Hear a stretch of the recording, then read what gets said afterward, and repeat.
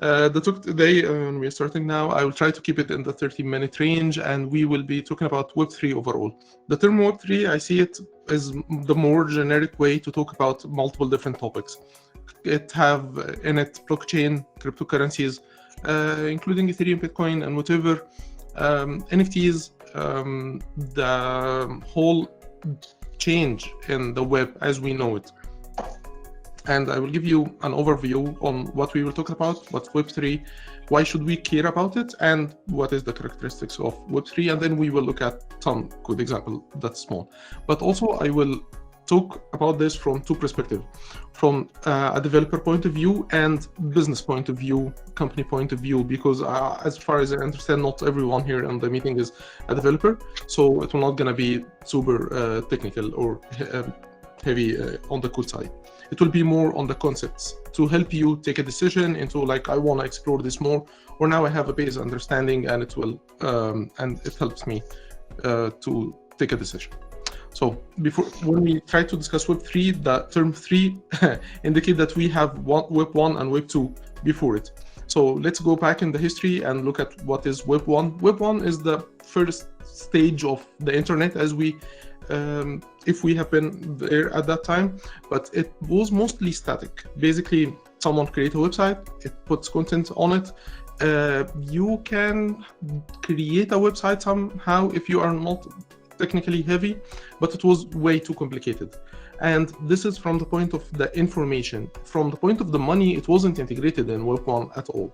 Like the money is still in the cash or credit and debit card at the best.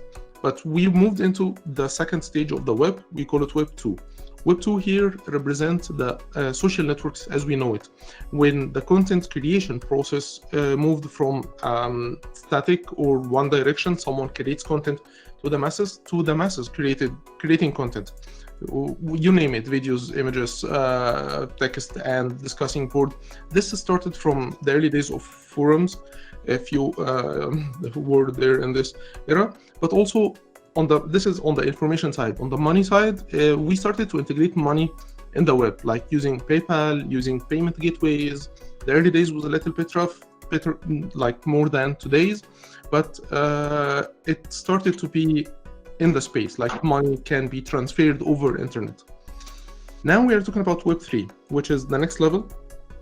Instead of a static content or a social network that's controlled by a company, it's decentralized by nature, so everyone can create anything and distribute it. Everyone can access the content that was created by anyone.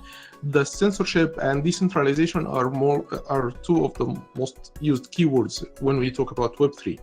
And the money side there is like it was the infrastructure of Web3.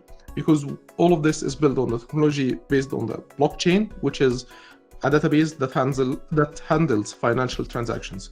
So in Web3, the money came first, then the content on top of it, and the decentralization concepts and so on. So this is like a brief definition for Web3 and a history and the look on what's Web 2 and Web 1. So the characteristics that we talked about is decentralized web. Proof of ownership is something that comes only through Web3. Previously, if you wanted to see if someone owns the digital copy of the ebook on their laptop, you couldn't verify this unless they come up with a receipt for the purchase and they can say, I lost it.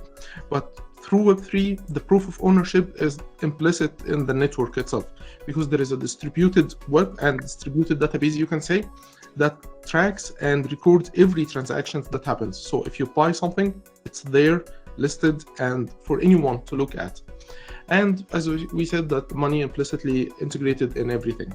It was the infrastructure for this stage of the web. So we mentioned blockchain as the underlying or infrastructure. So let's have a brief look on it. It's basically, we can summarize it as a public database that anyone can look at, read from, and write to, but not update. Like you can't update value that was already there. You can add more. It's accumulative. the state is always there, and it's never, you cannot delete or change something that happened previously. This is the main idea.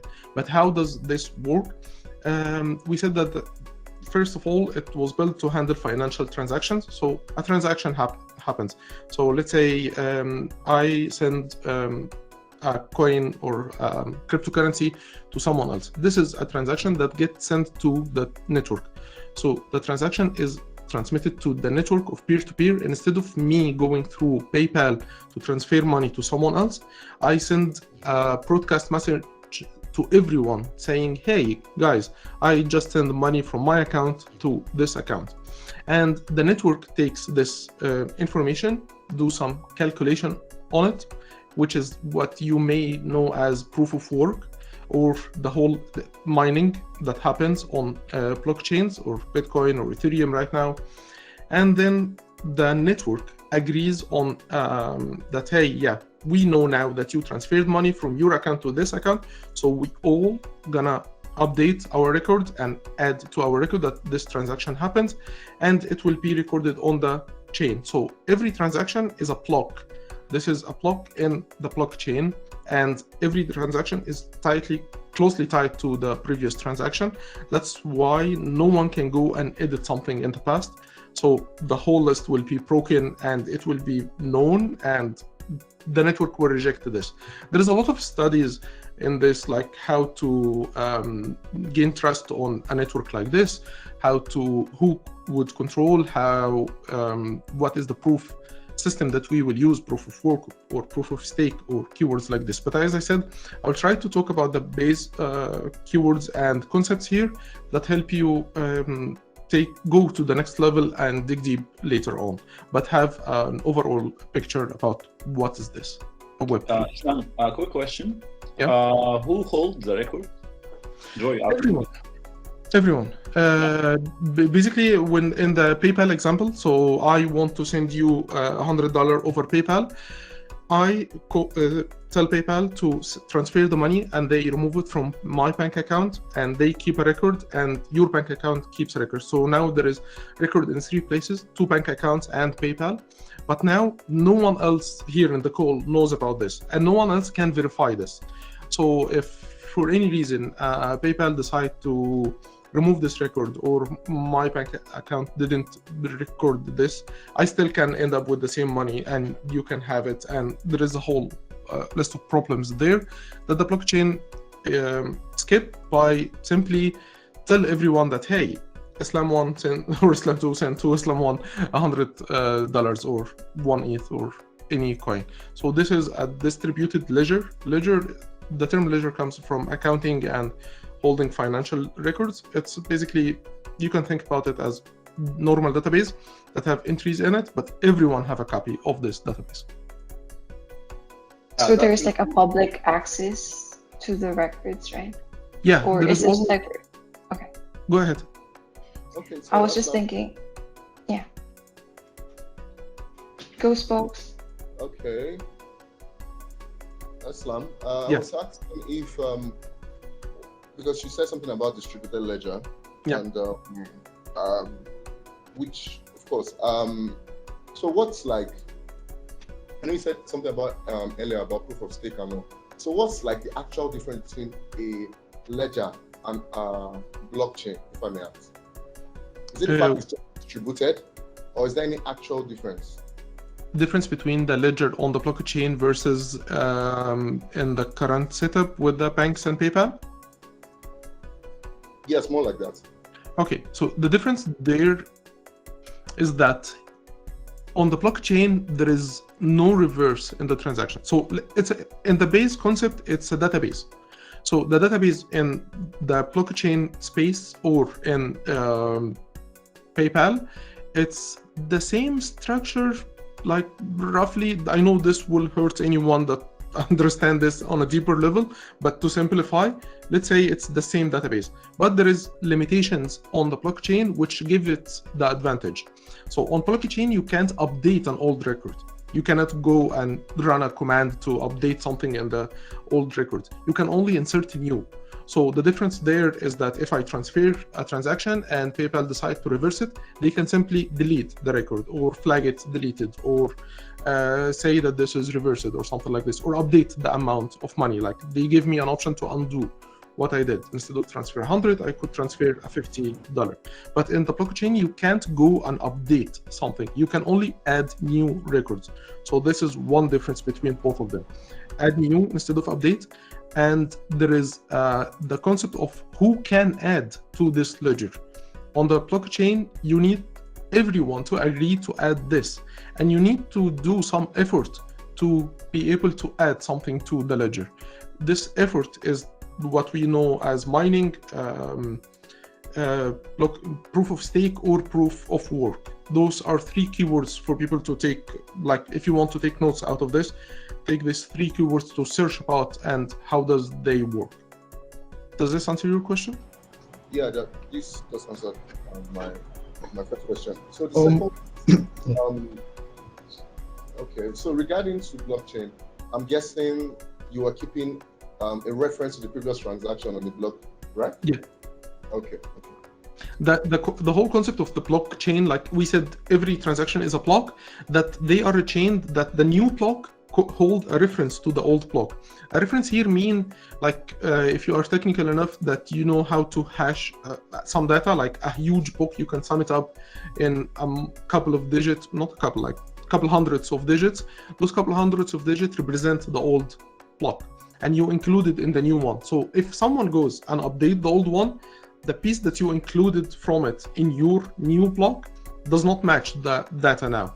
This indicates that someone is trying to manipulate the chain, and this is how the network rejects your change. Yeah, so how many percent do we do this hash, like in terms of when someone's trying to manipulate the data, how many percent of, will I say, the proof of stake do we need? Is it about 80%, or it depends on how you basically write out the algorithm? The proof of stake is fairly new than the proof of work. Right now, in this model, the one that's on the screen, we talk about more of the proof of work, which is you take this transaction that I said, I transfer money to Islam, 100 or 1 Ethereum, 1 ETH, and you do a computational equation on your device, computer, mining rig, or whatever. And this work that you do is intensely huge, huge computation, and it needs a lot of computing power. This is the effort that you do. So the effort that you do there is cost you money, cost you time, cost you resources and electricity. This is what proof that you spend time to do this work, and you put it on the blockchain acceptable after you solve a specific equation. This is the proof of stake, the proof of work. The proof of stake is different than, because you have to own the cryptocurrency and put some, stake it in the network, and then you be able to be trusted to add something based on the amount. I'm not sure based on, for the proof of stake. I'm more concerned or like more the proof of work concept. There is a lot of talk about the environmental issues on the computing power and so on. This is like more details on that topic to research if you want. Thank you.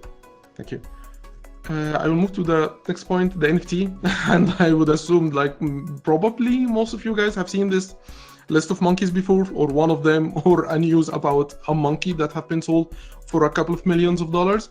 And the first time I saw it, I was surprised, like, why would someone buy this image, one of those images of a monkey for a couple of hundred millions, or a couple of millions, or maybe hundreds of millions of dollars, which is way too much money for a picture. But still, in the world right now as it is, you can buy a painting or something like to put on your wall, similar to the thing that I have here on my left, which you pay money for, and this money represents the value for you. So we will ignore the value for a second and talk about what an actual use for the NFT, and we have a real life example for that's coming up next. But the NFT, the whole concept there is that you create something and put it on the blockchain, not just a financial transaction, but a proof of ownership. So this blockchain that we said that no one can go and update an old record. You can record on it and everyone can see that you own something.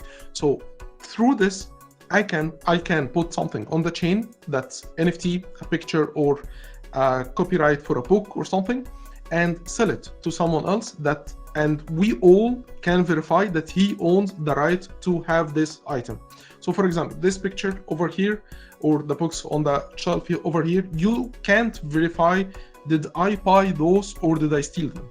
Like, are those mine or just I grabbed them off a shelf and ran away?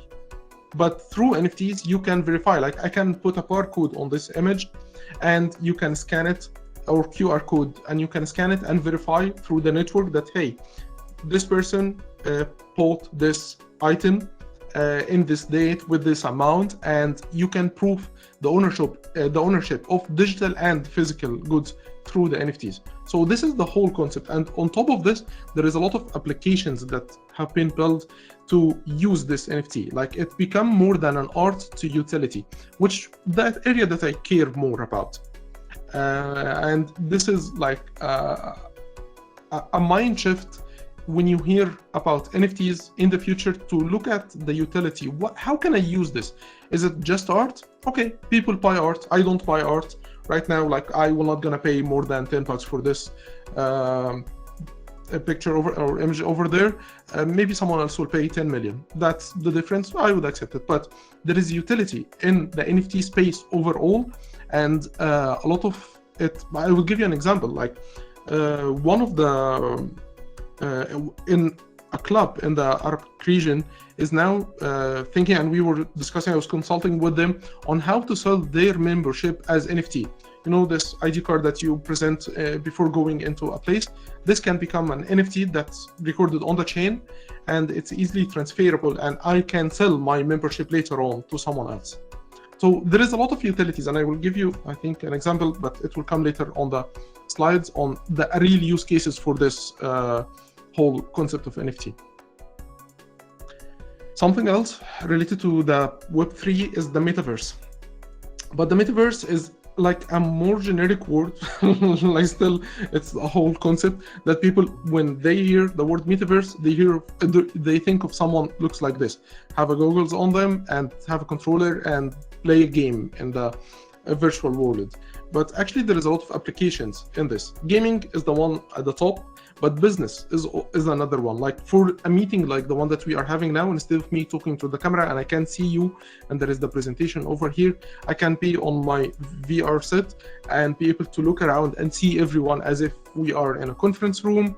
There is a lot of applications for it in the business side. For the sports, there is a lot of games and actual sports that have been developed on top of the metaverse concept. For events, for example, there was, I forgot the name, but there was one singer or a DJ created their first ever event in the metaverse, and the ticket was sold as NFTs, and the whole thing happened in this virtual world. So everyone was like in their room, but all of them, if they look around, they feel that they are in an event, attending it, and attending a DJ party or something like this.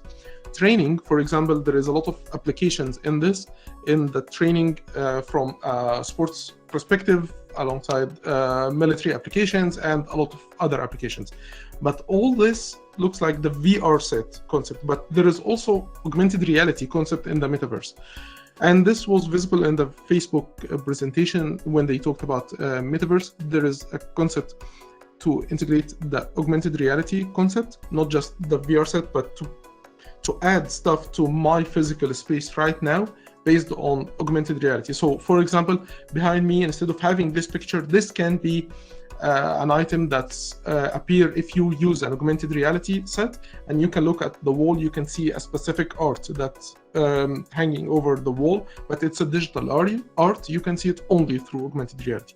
So the metaverse have a lot of applications in it. And all of this from, again, the two perspectives that I was talking about, the developer, there is a lot of room there to learn and grow and test and play around. And for the business side, there is a lot of opportunities there that's not yet tapped. And we will talk a little bit about this. So why you should care about Web3. This will explain it a little bit more. Let's look at the affected industries for a second. Let's try not to go over the time, so if I did, someone please tell me. This is an image that I liked a lot. I didn't want to reinvent the wheel, so I grabbed this image that represents a lot the affected industries, and actually we have to zoom in to look at the affected industries. For example, let's look at one of those. For example, the credit history, the one over here. We talked about a blockchain that's publicly visible. The credit history thing overall looks at how much money did you borrow, how did you handle it, how did you pay it on time, or did you default on anything. And this is, for now, is like private closed database that's between a couple of companies, and they control or like gateway the data. But if you move something like this to a blockchain, this can have a huge implications on the businesses and enable a lot of businesses to change their behavior to look at your credit history for anything that they want to look at it for. Plus, there is the whole concepts of privacy versus security and so on. But this is affected industries that can be transferred or transformed 100% through blockchain technology. Let's take something else from this here. Donations. Yeah, the one at the top here. Donations. For example, in the current situation in the world, there is a lot of control and power in the hands of the companies that own or regulate transferring money. Which again, there is a lot of philosophical arguments here, but this is up to you to take a stand on. But the idea here is that you can donate to someone's wallet without the ability for anyone to prevent you from sending the money or him from receiving the money. But right now, PayPal can close your account like this, Stripe can block you like that, your bank account can be seized, and we see it all over the world in like almost all the countries around the world. With any situation that's happening in the world right now, you will see some sort of censorship around money. So it represents that you don't own your money. You can transfer it, you can send it, and you can seize it. And it can be seized even without court order or any regulations or like any solid regulation on top of it. Other industries that can be transferred here, real estate, for example, like this one. Real estate right now, if I want to buy this house or sell it, I have to go through a deed company that holds the title of my place, and they control the money transfer or guarantee the money transfer. But all of this can be transferred into smart contract that I can put my apartment as an NFT or something to be sold on the blockchain, which can be verified by anyone later. So let's say, someone will say that, hey, you can go in and put your apartment and get the money and run away with it and keep your apartment. But it's there. If the regulations caught up to the technology, they can verify the selling or of an item through the blockchain. But also this will require the government or the entity that verify this to identify you between your wallet and your real identity in the real world. Hey Islam. So I have a question. Sure. So speaking about the blockchain, technically, I know we have like different blockchains. So there's Ethereum, there's Bitcoin. Yeah. So could there be an issue? So let's say I have like a contract. Let's say I have an NFT on Ethereum. Let's say I made the dues of my land, I made it into an NFT on Ethereum. Could I make that same dues of land an NFT on another blockchain, say like another blockchain, Algorand or something? And what effects would that be? You're talking about selling the same thing over two chains, right? Yeah, over two chains. This is a valid concern, but for any concern that we have right now, let's look at what we currently have and how we solve it, to think about how can we solve it in the new way. Sure, there is a lot of new problems that we can think about in this sense, but let's give this one a try. Right now, there is eBay and Amazon. I can list the same item on both of them and get the money on both of them, but I can ship one here and an empty box there. This can happen. Who can verify this, or what will happen after that? Right now, it will be up to the company to dispute the transaction, and it will be up to the company to verify like what happened or what came first or not, or to reverse the money or not, and whether it's a digital asset or what. But Most on the blockchain, there is the bottleneck there is that the money irreversible by definition in a way. It depends because different blockchains have different concepts, and like there is blockchains that controlled by companies and it can be reversed on them. It's not always like anonymous or one way. If it's controlled by company but not like peer-to-peer network, you can't get your money back. So this is a valid concern, and it's something to figure out as we grow into this space.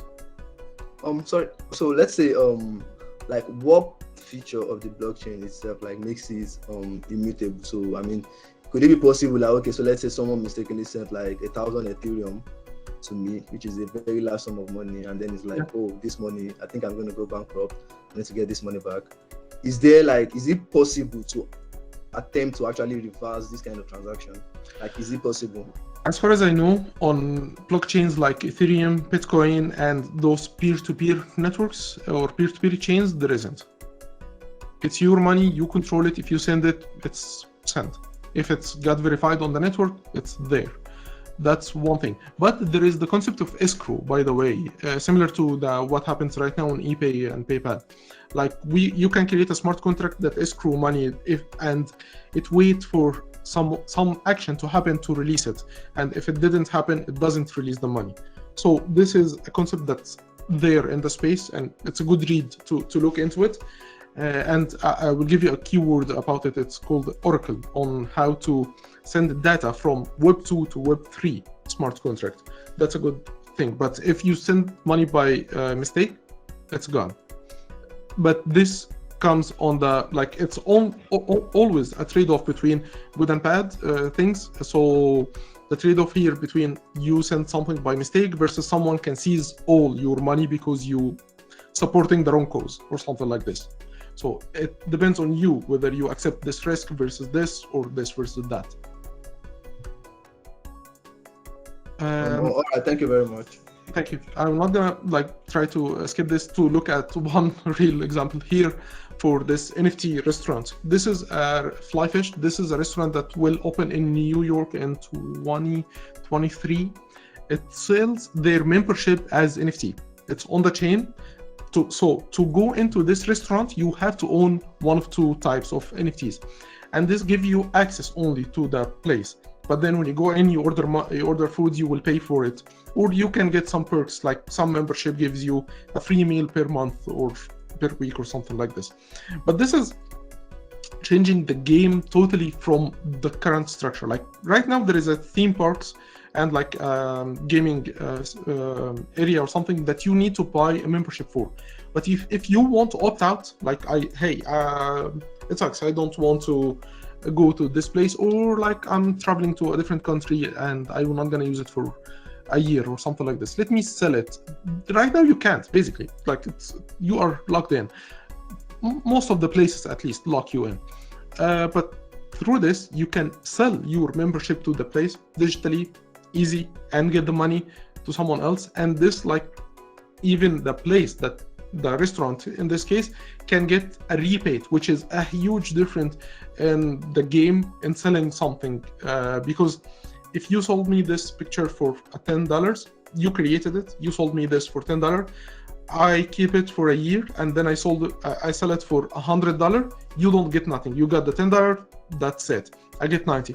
But through NFTs you can have something, this is programmable money, so you can have something that say any resale for this item, the original creator gets 10%. So if I resell it for 100, you get 10%. If this item have been sold again for $1 million, you get a 10%, which what happens with any artist right now. Like they start small, their items worth like nothing, or basically a small amount of money, but then when they get famous, their old paintings still being resold, but they don't get anything back out of it. So the real life implications of NFTs and blockchain are huge, changing the game for a lot of industries.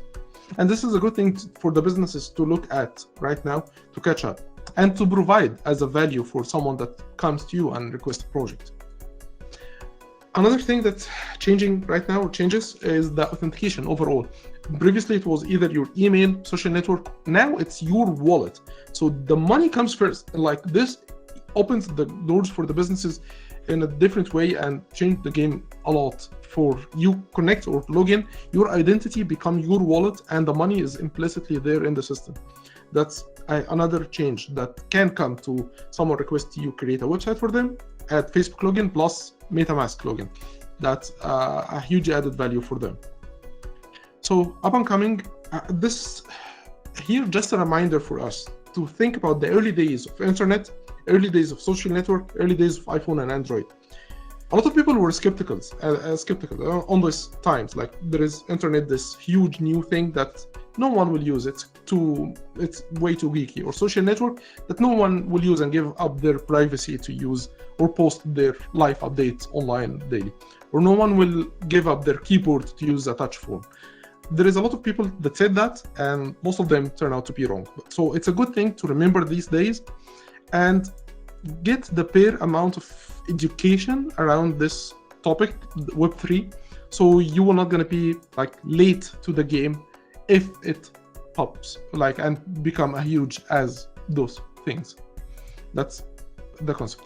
Characteristics, I'll go through this one quick. Decentralization, it's a decentralized network of peer-to-peer. So I underline this keywords to research, to think about how to deal with decentralized systems, networks, and peer-to-peer. There is a pros and cons. The pros, verifiable, trustless, self-governing, but also there is a whole cons that you need to learn about. How to continuously deploy. This is a huge concept for us in Web2. Like right now in my company or in your company, you probably deploy regularly. But if you create a smart contract and you put it on the blockchain, you can't update it itself. You need to migrate from one contract to the other. So you need to know how to do this. Which chain? Are you going to develop on Ethereum or Polygon or Solana or something else? Which currency? This is implicit in it. Which wallet are you going to use? Should we use public database in the first place? Like, does this fit your business? We talked about a lot of industries, but does this fit every industry? Maybe it doesn't. So it's a good thing to think about those pros and cons. So we said that it's a programmable money. It's blockchain created to store financial transaction. This is the first step this is the first thing that we talked about, and it's the underlying thing for the whole blockchain. So it's a good thing to think about. And transferring money on Web3 is easier than ever because, like, as we said, there is no middleman to transfer money. And no one can say no, and no one can censor it or prevent you from doing it. Create your own token, create your own money. Like right now in the games, there is a whole economics in the games. You can buy skins, you can buy items. If you play a game, you can buy a sword or something like this.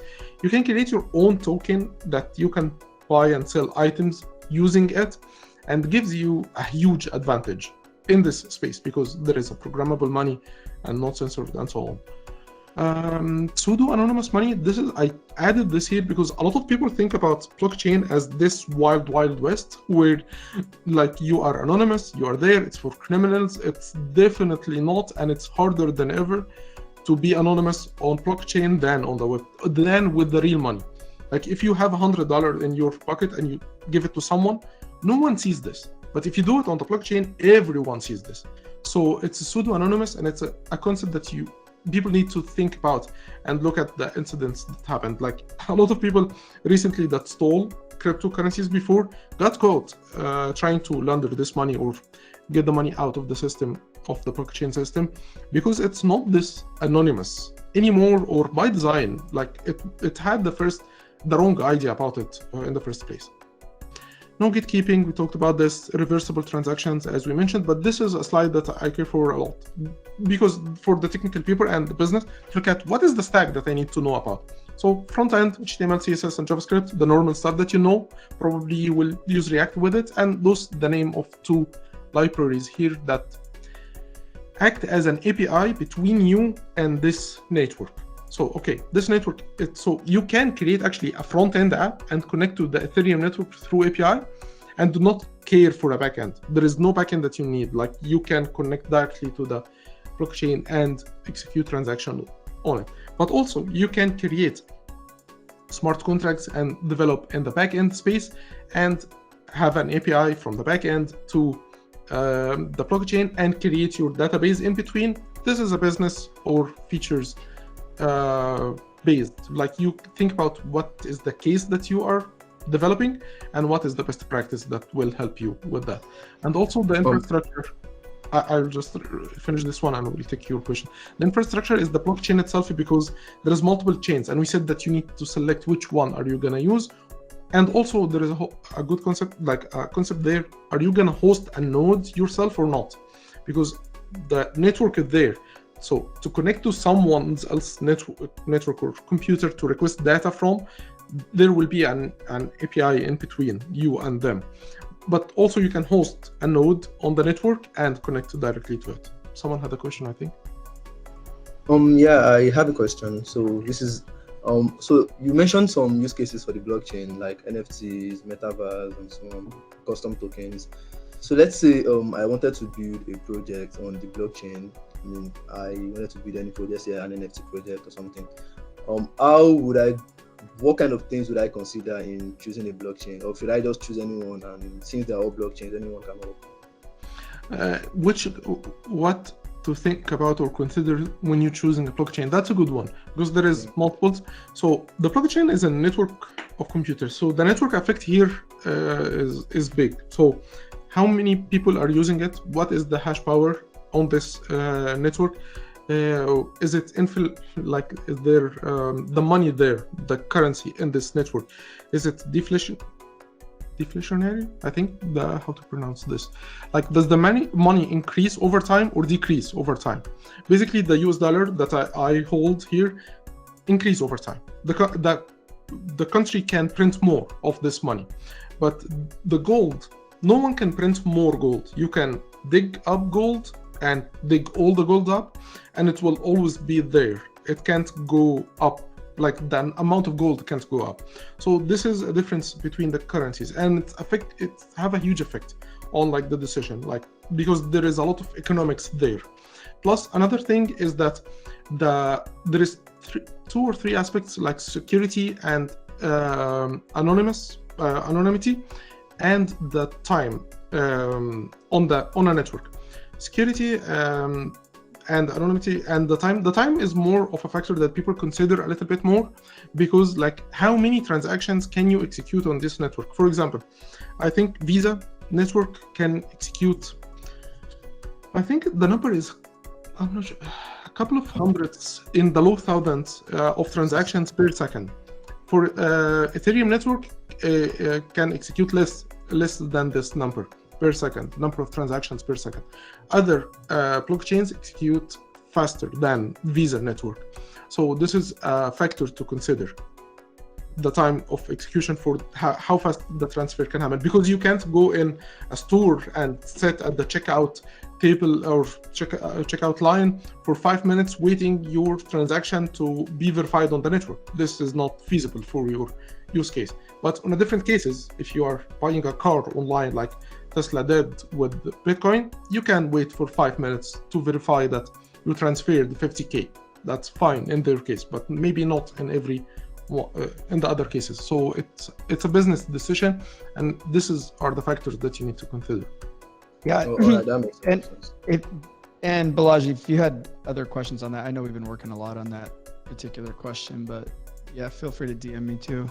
There's a bunch of other factors depending on exactly what you're trying to accomplish with your mission. All right. Thank you very much, Conrad.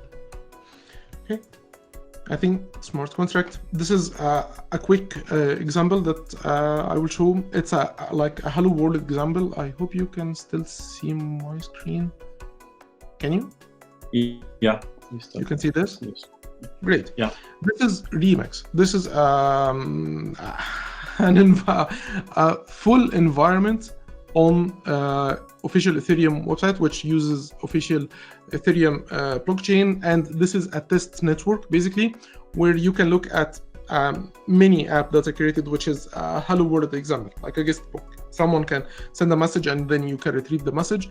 But I wanted to show this example because here you have a whole environment ready for you to compile this contract and deploy it on a test network and test it here in this environment. So now I'm deploying this code, compiling this, and put it on virtual network, not virtual, a test environment, and I can see the response here. I can say hi here and test my things, see the verification, get a transaction, see my balance go down, execute functions, update my code, deploy it. I'm not gonna go into the code in this example because I think we are over time, at least the time that I planned for this. I don't want to overwhelm you guys with this, but it's fairly simple, and you have a whole environment here that you can use without even deploying anything or downloading anything to work on your machine. And I think for the last thing is a bunch of references here. This is the official Ethereum documentation, Remix, the website that I just show you, Replit, which is you can build your front end app and connect actually both of them together and like do a bunch of stuff online totally without your environment. Etherscan, which is a website that display the public database. This is every transaction that happened on Ethereum network, and it's happened. You can see it happening live now. This address, for example, sent this amount for that address, and so on. And the last thing here, this is Solidity by example to learn the backend language for creating a smart contracts. Documentation for the library. This is a couple two libraries, and this is two websites for tutorials, Crypto Zombies and BuildSpace. Both of them are free, that's why I listed them here. And there is a lot of other examples, but this is the free ones that I tested, and they were really good. A good start. And this is it. Any questions or comments? Thank you so much, Yesam. Let's see, guys, if you have any questions or comments. Okay, Esther. I was speaking to a friend, and just wanted to ask, right? What's the relationship between you owning an NFT in terms of, is it your is it more like a direction of me to the NFT resource, or is it more of a bi-directional relationship in terms of the relationship in terms of the data itself? So if I was to model that, right, will I say X individual having a relationship to a particular NFT resource, or is it both ways? Is it bi-directional rather than a unidirectional one way? Because I think I was reading up somewhere and I was speaking to someone, and they made complaints about that, and they said that's why some businesses basically have to do a situation where they have to create a database, and whenever you buy a particular NFT, they still map you in that database. They still kind of create a record of that particular transaction to that util in that database, so that you having to check a list of NFT in the world and trying to filter by a particular identification ID or user, it's more like a very, very, the worst case scenario is that the person you're looking for, the resource you're looking for, is at the end of the block. Mm-hmm. Yeah, so how do you plan to solve that kind of problem aside from using an external database to map that relationship? So the 2-cent answer is it's bi-directional. You can verify, like you can see what do I own as NFTs, and you can get an NFT and see who owns it. If this is your question, how to do this, it's up to you. As if you are developing a system right now, you can go and scan the network to find something. The network is there, it's public, as we saw in Etherscan. You can look at anything, all the transaction across the history, but also you can create your own database to optimize it a little bit. So for example, OpenSea, the most common website in the NFT space, this website have their own database that they store data in it to be faster in retrieval, which is the same thing that we do in creating any system right now. We create different microservices, we create caching, we create a lot of stuff. So let's think about your own database as it's your caching system in between you and the network, instead of you going to read something from the network, which is maybe a little bit harder or take more time. But to find something like you got an ID of an NFT right now, the smart contract and the NFT ID, you can go in and scan the network for this token and know who bought it, when, for how much, and see the full history of this NFT. That's bi-directional, if this answered your question. Yeah, Yes, and Okay, sorry. it Spokes, I sent you a link too that's pretty interesting. I mean, technically, OpenSea is not decentralized by default. Exactly. And that's how Exactly. most of those are. But if you look into IPFS, which is the Interplanetary File System, Yeah. that's where you can like actually decentralize some of these files. But most people don't even operate on that protocol. Even on like, if you look into the code on some NFTs on a lot of them actually, a couple that I own, this is Joel actually introduced me to this, but it's like they're literally stored on AWS, the file itself. So it's like, unless you use an IPFS and like actually doing it correctly, like a lot of them are technically centralized. Yeah, Yeah. that's a bad statement. They are, and there is a lot of NFT space. Like the whole space right now is crowded a lot because there is a lot of quick money that you can make and lose in this space.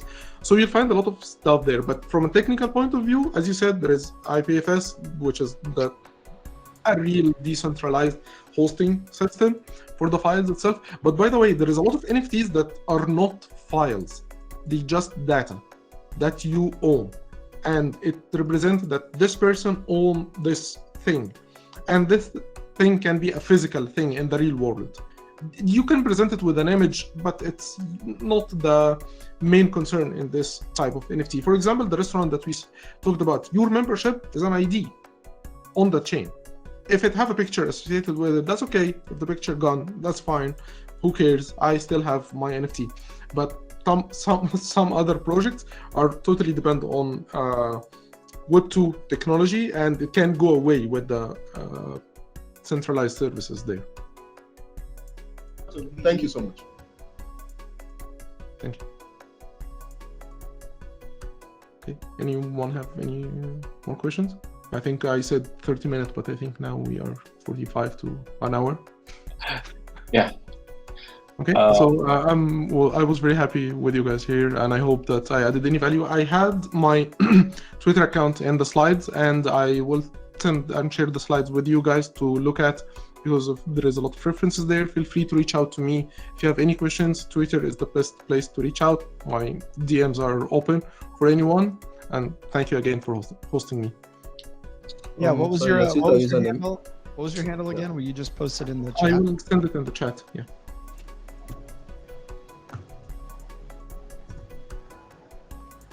Thank you so much, Islam. This is so nice from you. Thank you. And, And if you lost it or anything, you can reach out for your Islam, and he can. yeah, I will definitely connect you guys, and we will post the slides on our channel. So yeah, thank you, buddy. Thank you, everyone. Thank you. Yeah, Good day. Bye. Thanks. Bye, Islam. wait, we need to take a picture first. Okay. Oh, Yeah, yeah, I forgot that. Yeah, let's take a group Guys, picture, guys. I was just like, Balaji is trying to like do this thing with the grooming, so I was just like, do it again, so we can have a picture. Yeah, okay. You're the one who takes the pictures. So yeah. All right, yeah. So, guys, Looking nice, if right? you can maybe switch on your cameras so we can take a quick groupie, that'll be perfect. Awesome. Yay. I don't know why I can't find you on Twitter. Really? Yeah, are you sure that's the right handle? I will write it again. I will, Oh, here we go. I will send it to you. Oh, I found you. Alrighty. Okay. I'll take a screenshot. All right. All right. 1, 2, 3. Okay, one more. Sorry. Okay, 1, 2, 3. Okay. Yay. Thanks, Thank like you. that you're everyone. smiling. Thank you, Pete. Yeah, thank you Thanks, so much. Aslam. Thank you very much. Thank Thank you you, Bye. guys. Bye-bye. Bye-bye. Thank you. Awesome Bye. presentation. Nice work. See these cameras. You get these ones. Thanks, Aslam 1 and 2. He just laughed. I was like, he's so busy. Hello, people. Yeah. Oh, Coyote. I just want to say hi, Coyote. I just saw Coyote here, so hi. I was like, hi, Hi, Victory. Bordy. I know we still have 2 Is minutes. that so we Jollibee, can just, Ethan? talk. Hi, Joy. Hello. Is anybody? Wait, I wasn't able to say thank you to Islam. Coyote, I'm supposed to message you, but like, let me just like message you later, okay? I forgot about it. Oh, I was muted. Yeah, you can message me, Joy. Yeah, thank you. Yeah, I'll message you later. Okay, guys, we Awesome. still Thanks, have guys. 2 minutes. So, but I'll go because I needed to go to the restroom. Bye. Thank you. guys. And Eslam, big shout out to you. Hats off. Yeah, Thank you so thank you so much. much. Awesome. Yeah. Bye. Bye bye.